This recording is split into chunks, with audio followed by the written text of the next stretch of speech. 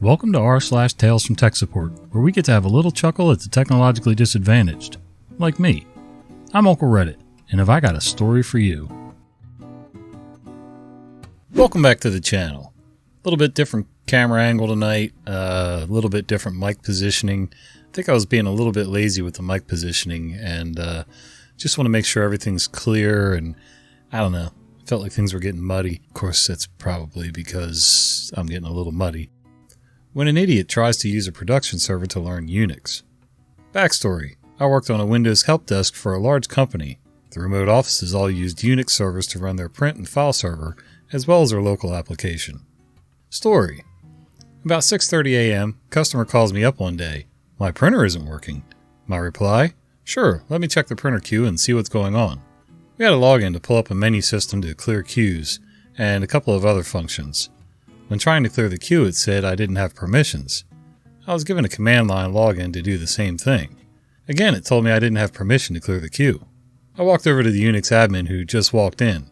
I explained the issue and he was surprised at this error. He logs into the server using root. For the non-Unix people, this is like logging into Windows using administrator. When the Unix admin tries to clear the queue, you do not have permissions. I said, oh crap, there are way bigger issues going on than the print queue. Unix admin: oh yeah, big time. I replied, I'll put a ticket over to your queue in a minute. In the investigation, it was found out someone on the application team used the root login to play around to learn Unix commands more. He did a chmod 777-R from the root directory. This changes every file and folder to read, write, and execute for user group and all. In other words, messing the entire server's folder permissions up so bad it can't function. He didn't want to buy an old computer and just put Linux on it to learn, but instead used a production server to learn off of. The application team was given a different login to use that day, and root was only used by a Unix admin after that. The idiot who caused all this was yelled at to an inch of his life, and basically told if he made one more screw up, he'd be canned. Oh, listen, the cats are trying to get in. We were all shocked he wasn't fired. We think because he was the only person who worked the graveyard and no one else ever wanted to work it. That's the only thing that saved his job. Well, look who's back, it's Nickel. Had his dinner, all ready for a bath. Hopefully he'll watch something other than his nether regions while we do this video. Anyway, yeah, it's generally bad form to start using company equipment and software to learn on the job unless that's specifically what you're told to do. Yeah, don't take it upon yourself. I mean, I've had guys try to learn tools on their own without any instruction, without any guidance, and really screwed up tools. One guy even screwed up himself and took a half of his pinky off. Brilliant. Man Day in Moscow, or a parade of red flags. A friend of mine, hereafter called F, used to study in smallish, under 500 students, Business and Technology Institute in the mid-90s. There was one sunbox for the student emails, shells, etc., running an ever less current version of Sun OS 4 or something. There was a nominal admin, but he was rather busy, so the box was rather sloppily maintained by random persons who were given the root password and minimal instruction. Oh, here we go again. Must be the same guy. For example, F's roommate had root on the box at one time. He used his power and might to try out some old Unix jokes in CSH. Oh yes, the old sunboxes offered a choice of shells. You could have CSH or TCSH, or S shell in this case. We'll get to this later. The depth of the problem started to become apparent in the early 2000s when F tried to access his email from my home and got a connection refused message. I had a fancy internet connection for the time, a fast DSL connection with a static IP and my own domain.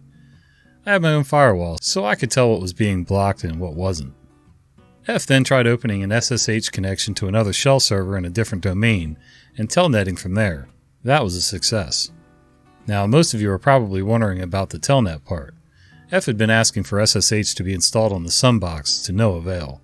After years of begging, someone finally managed to install something called S-Shell. I still have no idea what it is. If someone does, please enlighten us. Edit: there's a couple of 2010s or 2020 projects with the name of S-Shell. Those are different. This is the late 90s to about 2002. Side note, many, including my employer at the time, were initially cautious about adopting SSH because of its license terms. In my employer's case, it took a direct quote from the Tattoo... Oh boy. Yanin? I don't know. Help me out. I know one of you guys knows how to pronounce that word. Sorry, I know I butchered it. Confirming that it was absolutely okay to use internally, and only integrating SSH in a commercial product would be an issue. Once F had gained access to his shell account, we started investigating. A lot of the system was world readable, including home directories. However, we headed over to ETC to see what was going on. Reading through hosts deny, it looked like somebody had run a random number generator and put the output in the file. There was also, among others, the entire TLD where I have my own domain, hence the connection refused error. Hosts.allow was either blank or missing, so it was only hosts.deny that was controlling access. Now, hosts.allow and hosts.deny used to be perfectly valid ways to control access to services, but this was a hot steaming pile of garbage. There were seemingly random sets of 1 to 4 octets plus all kinds of domain names, including some of the largest global TLDs. For example, if any octet of an IP address had the value of 151 decimal, it was denied. Any connection from anywhere resolving to .com was denied. The most likely explanation was that whenever anyone spotted anything suspicious, they simply blacklisted whatever address the activity seemed to be coming from. Sometimes, well, quite often with a wide margin. There were lots of issues. Some common commands segfaulted. I remember laughing at this so hard that I fell off my chair. The worst thing was that someone was collecting passwords. We found a badly hidden text file of what looked like cracked or sniffed passwords. From the looks of it, the password collector had been running at least a year, and F recognized his own password from the file, so at least some of the passwords had to be current. All of our findings were duly reported to the real admin. F ended up explaining the problems on the phone to a wall of "so what," until he got to the password list. At that point, the admin's reaction was, "Oops." The box was shut down a short while later and never restarted. Dude, talk about some security issues. Sounds like somebody needs to go through and investigate deeper and really clean house. You've got at least 1 or 2 people in there that are really mucking things up for your security. That's not how it got damaged, sir. The era, early 2000s, I think 01 or 02.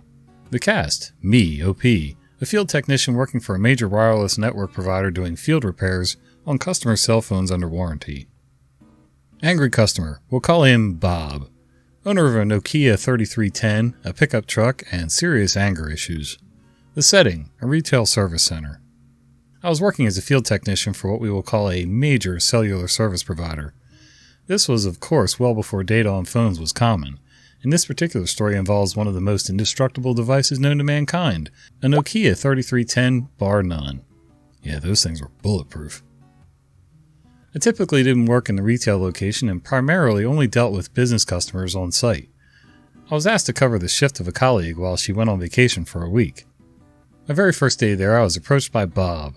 Bob was a large man, 6'4"-ish, a solid 300 pounds. Yeah, I'm American. Go standard measurements. Yay! Bob came screeching into the parking lot in his 1982 Chevy... Bob came screeching into the parking lot in his 1982 Chevrolet 4 Dodge air hauler, leapt down from its lifted frame and came storming into the store. Now, I'm a technician, so I don't generally work with the customers. They have customer service agents in the store who deal with the customer, and then involve the technician if repairs are needed. I stay hidden in the back and do my thing, but Bob was a hard guy to miss. As I watched the customer service agent approach the man, he starts screaming and berating the agent that his phone had fallen from the nightstand and had shattered, and that it was defective device. F you, and you guys always try to rip me off, and on and on. Folks, this was not a cracked screen. This thing had been run over by a vehicle, I'm guessing Bob's infamous air hauler outside, or smashed with a hammer. I've heard reports of this brick of a phone withstanding falls over 50 feet before bouncing off the pavement with a nary a scratch. This phone had not fallen from a nightstand. Cue my entrance. The CSR didn't even need to come to ask for me. I was already waiting. I approached Bob with a brand new, fresh out of the box 3310. I power the device on, wait till it loads up, then proceed to throw it on the floor and stomp on it. No surprises, not a scratch. Bob had to eat crow, and the cost of a new device is I refused to process it as a warranty claim, stating the customer had clearly taken extreme action on the phone. The funny thing is, we had full discretion to process any claim under warranty, but Bob was an asshat, so Bob got what he deserved. See, Bob is an asshat. Don't be like Bob. I seem to remember that very model Nokia on one of my job sites being run over by a Ford Ranger on a blacktop tarmac at an airport. Yeah, That didn't fall off a nightstand and break. Ever. This one did crack, but the phone stayed functioning with a little bit of duct tape and, baling wire. 8 working minutes. 8 working minutes. Posted this in our sysadmin, and some people suggested it would be better here. Hopefully some of you share the pain. Got a ticket a few weeks ago assigned to me at 8:04 a.m. on a Tuesday. Looked at the ticket, it was from the day before. User put in a ticket needing help with a USB device at 6:30 p.m. after hours. I look at the ticket, and as I'm looking at it, it's maybe 8:05. Another tech messages me saying he has someone on the phone looking for who was going to be working on her ticket. I take the call. She's irate. She wants to know why someone hasn't fixed the issue yet. Well, we've been open for now 6 minutes, and you put the ticket in after hours, and it wasn't an emergency request that warranted after-hours support. I connect to her PC, can't find the device plugged in, to the device manager. I ask her to unplug the device and plug it back in to see if it helped. She unplugged the dongle from the HDMI port and then into a USB, and it magically worked. Oh my god. She gave 8 working minutes to fix a problem she created. Is this year over yet? Oh my god. That's amazing. It's funny. It's the same but different. In my retail shop, I have an online retail website, and people will place an order. Now, things are slow right now. There's no excuse that I can come up with that will satisfy pretty much anyone, but things are slow. They are what they are. And I let people know that directly on the website and in the order form and all kinds of stuff. They know that it's going to be 7 to 10 business days lead time for shipping your product out. Most of the time I can make it faster than that, but not all the time. And that's business days, not Saturday, not Sunday, not holidays, business days. And it's amazing how many people after 3 days will email me and say, "Where's my product? Where's my order?" Now I got to explain it all over again. I love my customers, but, got to pay attention a little. Maybe they weren't lying after all.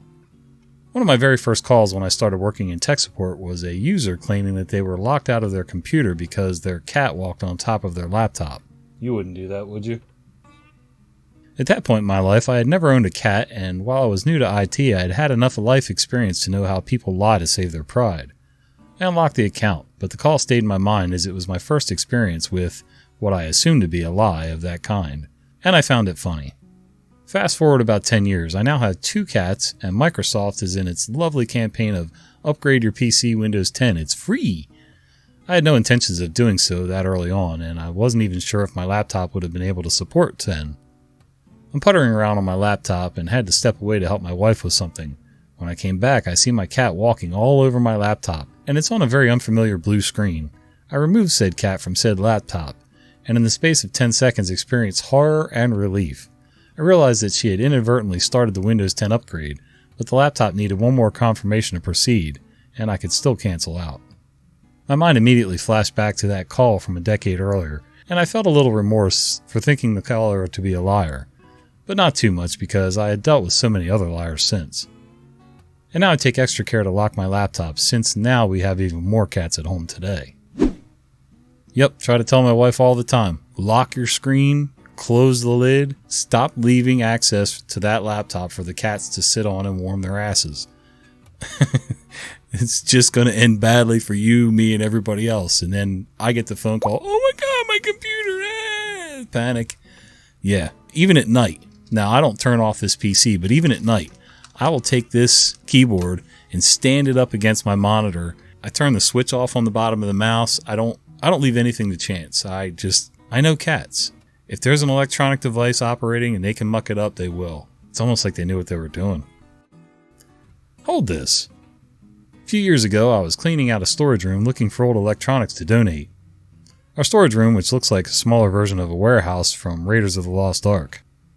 Digging through old electronics, I found a 21-inch CRT monitor. That thing is the size of a small refrigerator. I lifted it to my shoulder and started to carry it back to my IT office. The damn thing was really heavy. I'm walking through a narrow corridor to my office when one of my users literally blocks my passage, folds his arms and tells me, "Hey OP, so I have this problem with my home computer. There's a pop-up with ads showing up once in a while in the right bottom corner of my screen, and I can't get rid of it." I'm standing there in disbelief, looking like the Atlas holding the Earth, thinking if chiropractor services are covered in my health plan. He continues, "So what do you think will cause this?" I lifted the monitor, told him, "Hold this," and handed it to him. He started grabbing the monitor, almost ready to collapse under its weight. I folded my arms and said, "Okay, let me think about this. Are you using Chrome?" He handed the monitor back to me, apologized, and sheepishly left. I'm hoping he got the point. Oh, I'm pretty sure he got the point. And a little mild taste of muscle fatigue.